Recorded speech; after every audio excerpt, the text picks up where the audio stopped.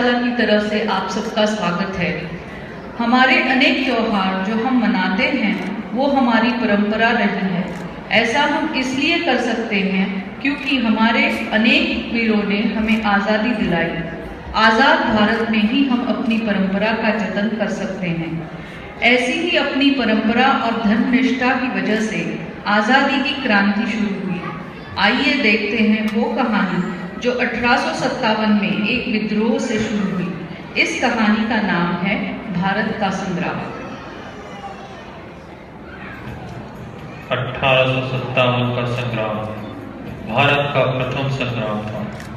100 सालों से अंग्रेजों की गुलामी सहन कर रहा देश अब उनके जुल्म से थक चुका था। हर तरफ चिंगारी भड़क रही थी जिसने हमें करोड़ों सैनिक, क्रांतिकारी, रानी लक्ष्मीबाई, मंगल पांडे जैसे योद्धा दिए। ये नाटक उन शहीदों को समर्पित है जिनकी कुर्बानियां हम कभी भी नहीं भूल पाएंगे।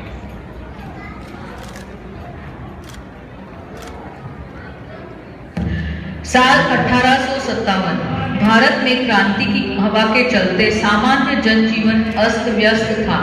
कहीं पर भी शांति न थी। अंग्रेजों के अत्याचार से लोग संतप्त थे। सब कुछ बदल रहा था। ऐसे में लोग अपना गुजारा किसी तरह कर रहे थे। प्रणाम पंडित जी, कैसे हैं आप लोग? बस ऊपर वाले की कृपा है। आप सुनाइए, कहाँ किधर जा रही हैं आप? कुछ चौपड़ कर लीजिए, भूख लगी होगी आप लोगों को। चूल्हा अभी तक गर्म।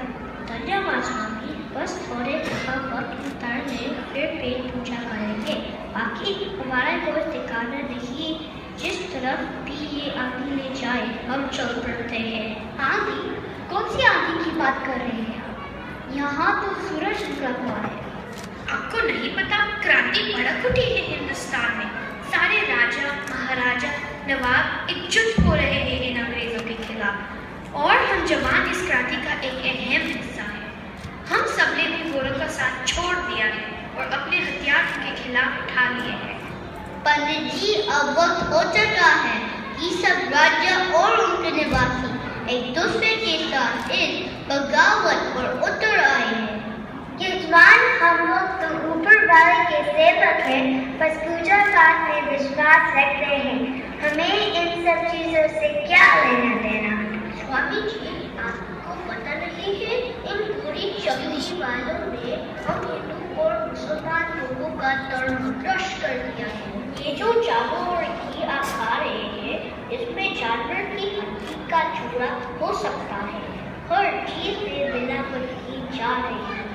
हम गांव पर उतर आए हैं क्योंकि बंदूक की कारतूस जिसे हम अपने मुंह से चलते हैं, इन फरंगियों ने गाय और सूअर की चर्बी इसमें इस्तेमाल की है और हम लोगों का धर्मभ्रष्ट कर दिया है। राम राम राम, घोर कलयुग आ गया है। जी हाँ, यही कारण है हम इत्तला की ओर अपना कदम बढ़ा रहे हैं।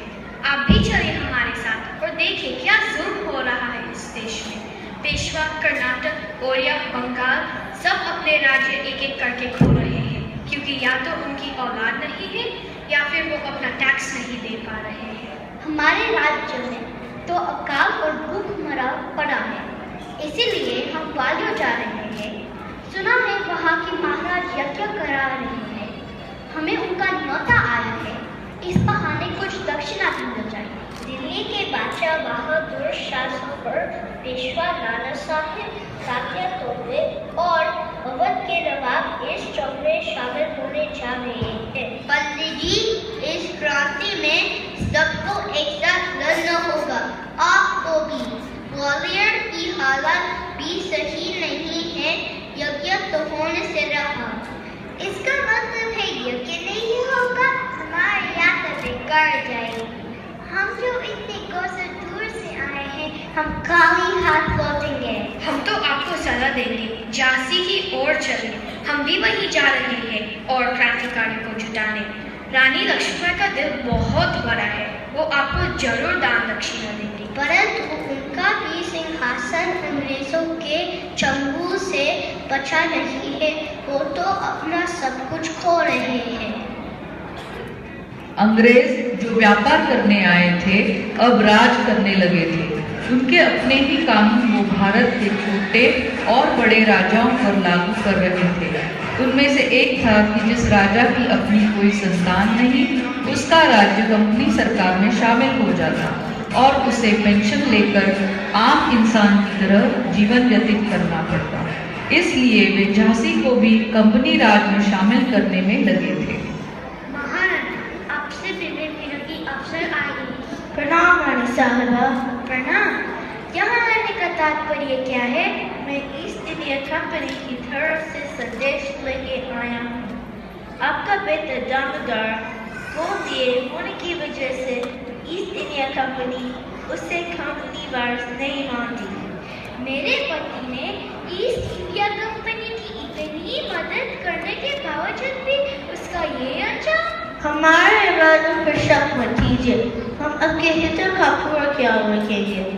आप हमें रानी भी कह रहे और धमकी भी दे रहे। कह दीजिए आपके लाड साहब से, मैं अपनी झांसी नहीं दूंगी। कुछ महीनों बाद झांसी के राज दरबार में महाराज, झांसी पर हमला हुआ है, लोग शहर में पहुंच चुके हैं। लड़ाई की तैयारी शुरू करो।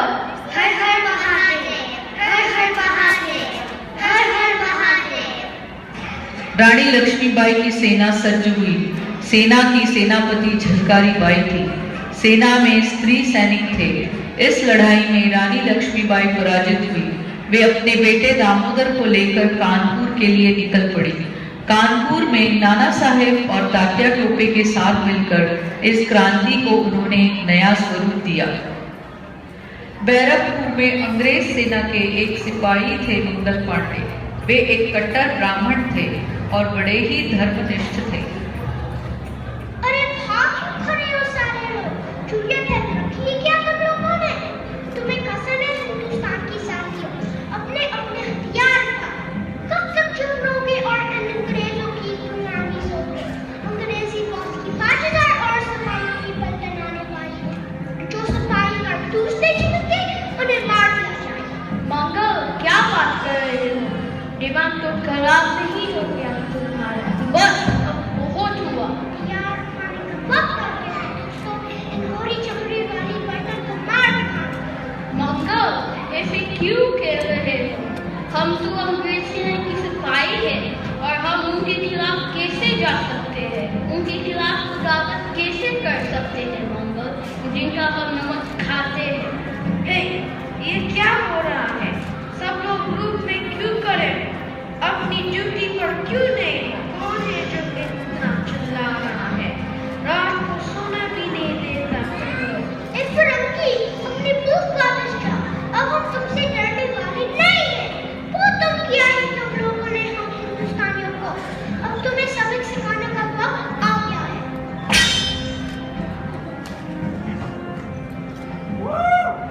देखा?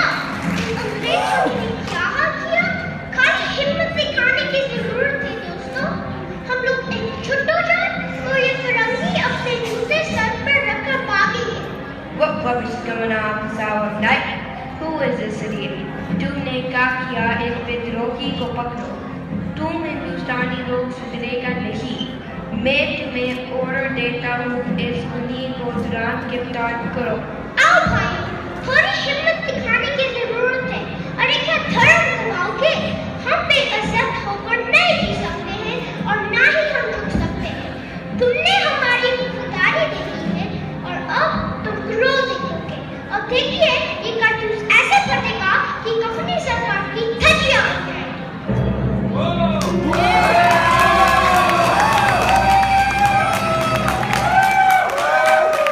इस तरह मंगल पांडे आजादी का प्रतीक बन गए।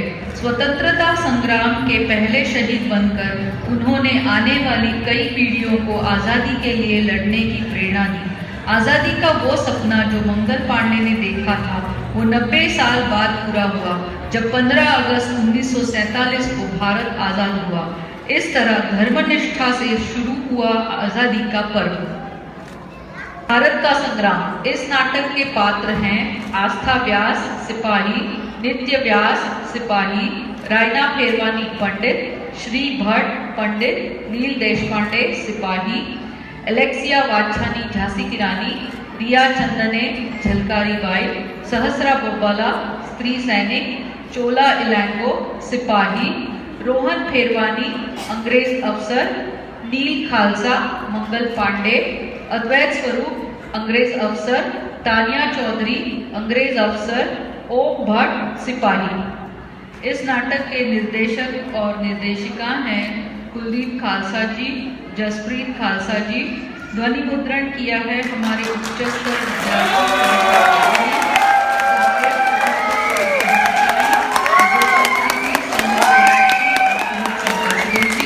हमारे विशेष आभार हैं प्रतिभा वर्मा जी और हिमांग व्यास जी को। नाटक का कथन किया है अरुंधति तारे जी और कुलदीप खालसा जी ने।